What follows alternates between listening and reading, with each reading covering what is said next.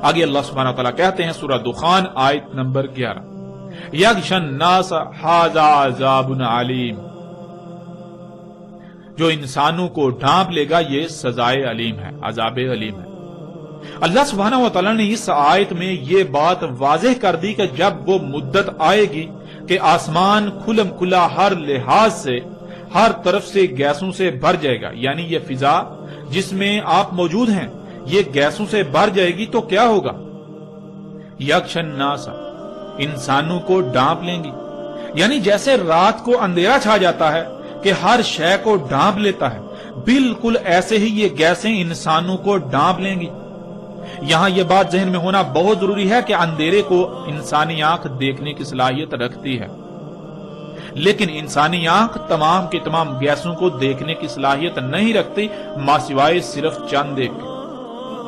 اس لیے اس وقت جب وہ مدت آئے گی، وہ پیریڈ آئے گا، تو اس وقت یہ گیسیں ایسے ہی موجود ہوں گی جیسے اندھیرا چھا جاتا ہے، لیکن عام انسانی آنکھ سے نظر نہیں آئیں گی، یعنی اس طرح نظر نہیں آئیں گی، عام انسانی آنکھ سے نظر آنے میں اس طرح نہیں ہوں گی۔ البتہ اگر ایسا آلہ ہو جس سے ان گیسوں کو دیکھنے کی صلاحیت حاصل ہو جائے تو اس آلے سے آسمان یعنی یہ فضا ایسے ہی نظر آئے گی جیسے کہ اندھیرا چھایا ہوا ہو، یعنی یہ گیسیں اس طرح چھائی ہوئی نظر آئیں گی جیسے اندھیرا چھا جاتا ہے، یعنی جیسے آپ دیکھتے ہیں کہ آج کل سموگ ظاہر ہوتی ہے جو بالکل دھند کی طرح نظر آتی ہے، لیکن وہ دھند نہیں بلکہ یہی گیسیں ہوتی ہیں جو انسانوں کے مفسد اعمال سے خارج ہوئیں، جو محض اس وجہ سے ظاہر ہوتی ہیں کہ جب کوئی کیمیائی عمل ان میں وقوع پذیر ہوتا ہے، یعنی موسم کے اتار چڑھاؤ کی وجہ سے وہ آپس میں جب ان کا اختلاط ہوتا ہے تو ان کا کچھ وقت کے لیے ظہور ہو جاتا ہے۔ جیسے مثال کے طور پر جب آپ یہ گیسیں اپنی گاڑی یا کسی آپ فیکٹری کی چمنی سے دیکھتے ہیں خارج ہو رہی ہیں، تو جب خارج ہو رہی ہیں تو اس وقت وہ نظر آ رہی ہوتی ہیں، لیکن تھوڑی دیر بعد وہ انویزیبل یعنی کہ نظر آنا بند ہو جاتی ہیں، وہ نظر نہیں آتی۔ بالکل اسی طرح یہ جسے آپ سموگ کہتے ہیں یہی گیسیں ہیں، اسی طرح اس فضا میں موجود ہیں لیکن نظر نہیں آ رہی۔ جب ان میں موسم کی وجہ سے کوئی کیمیائی ری ایکشن ہوتا ہے، کوئی عمل ہوتا ہے، تو اس عمل کے رد عمل میں یہ دوبارہ یہ ظاہر ہو جاتی ہیں۔ اور یہ کیوں ظاہر ہوتی ہیں جسے آپ سموگ کہتے ہیں آج کل؟ یہ اللہ کی آیات میں سے ہے، یہ انسانوں کو یہ دکھانے کے لیے ہے کہ عقل کے اندھو دیکھو آج یہ فضا ان گیسوں سے بھر چکی۔ یہ صرف اور صرف آپ کو دکھانے کے لیے اللہ نے قانون میں ایسا کر دیا کہ وقتاً فوقتاً یہ اس طرح ظاہر ہوتی رہیں تاکہ آپ پر یہ چیز بالکل واضح کر دی جائے کہ یہ اس طرح سے آپ کو لپیٹ میں لے چکی ہوئی ہیں، انہوں نے اس طرح سے آپ کو ڈھانپ لیا ہوا ہے۔ تو ناظرین جب دنیا میں یہ حالت ہو جائے گی تب اس وقت اللہ انسانوں سے کلام کرتے ہوئے یہ کہہ رہا ہے ھذا عذاب علیم، یہ عذاب علیم ہے۔ ناظرین یہاں یہ بات ذہن میں ہونا بہت ضروری ہے کہ اللہ انسانوں کو عربی کے محض ان 3 الفاظ میں ایسا نہیں کہہ رہا، بلکہ اللہ تو انسانوں سے کلام کرتا ہے، انسانوں سے گفتگو کرتا ہے جیسے اس کا قانون ہے، اور اللہ کا قانون یہ ہے کہ اللہ انسان چونکہ بشر ہیں تو انہی میں سے کسی بشر کا انتخاب کرتا ہے، اور اس کے ذریعے سے یعنی اس بشر کے ذریعے سے اللہ انسانوں سے انہی کی زبان میں کلام کرتا ہے، گفتگو کرتا ہے۔ تو جب دنیا میں یہ وقت آ گیا کہ یہ فضا ہر طرف سے کھلم کھلا گیسوں سے بھر چکی، جو کہ انسانوں کے اپنے ہی مفسد اعمال کی وجہ سے ہوا، اور وہ گیسیں انسانوں کے لیے عذاب علیم یعنی ان کے اپنے ہی مفسد اعمال کی سزا بن جائیں گی، تو اس وقت اللہ اپنے کسی عبد بشر یعنی اپنے کسی غلام بشر کے ذریعے انسانوں سے کھول کھول کر یہ کہہ رہا ہے، انسانوں سے کلام کر رہا ہے کہ یہ تمہارے اپنے ہی برے اعمال کی سزا ہے تمہارے لیے۔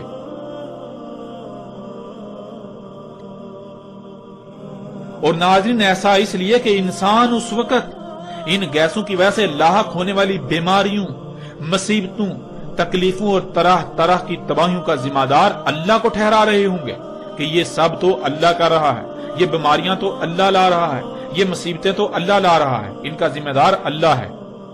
آج اگر بیماریاں بڑھ گئیں تو اللہ یہ بیماریاں لا رہا ہے، یعنی اپنے مفسد اعمال کے رد عمل کا ذمہ دار اللہ کو ٹھہرا رہا ہوگا۔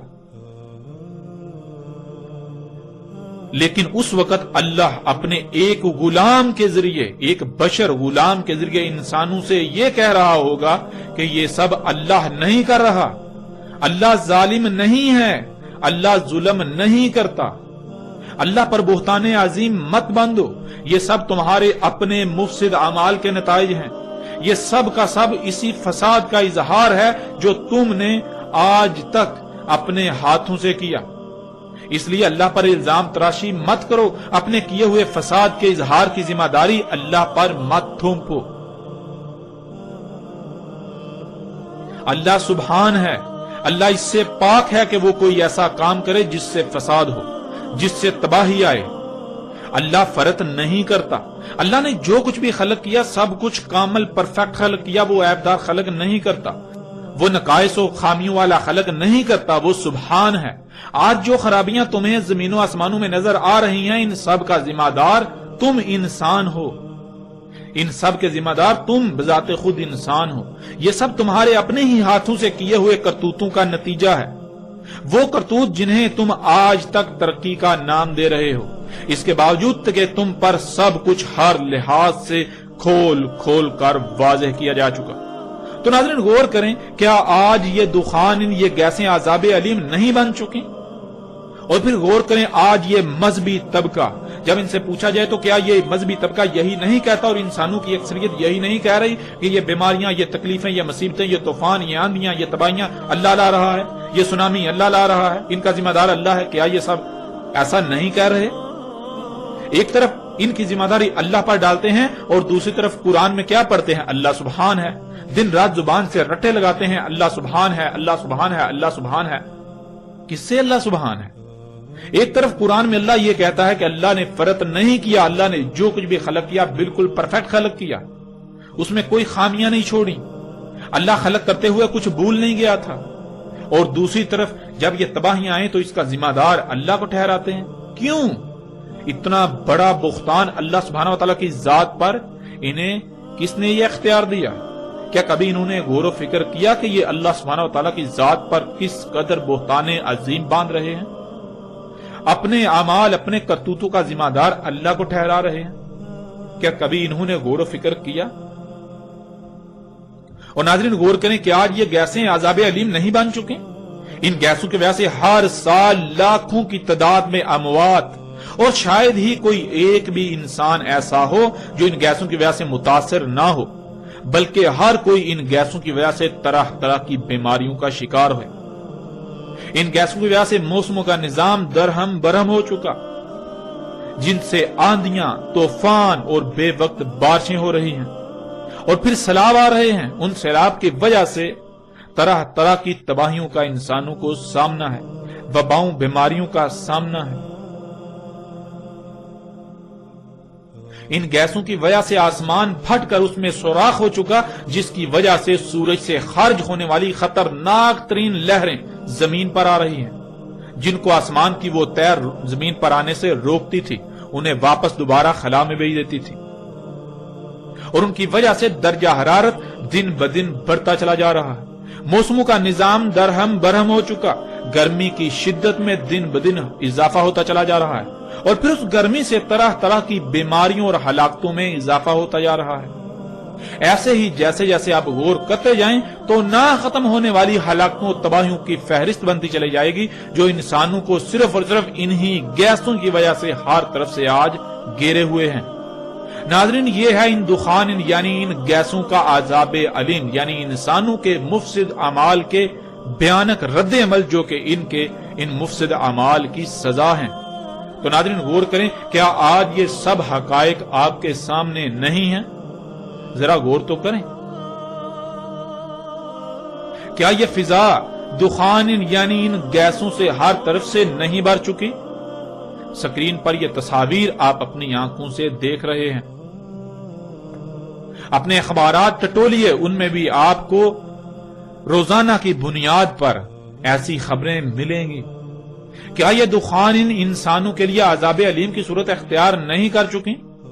اور ناظرین کیا کوئی ایسی شخصیت موجود ہے جو یہ حقائق ہر لحاظ سے آپ پر کھول کھول کر رکھ رہی ہے؟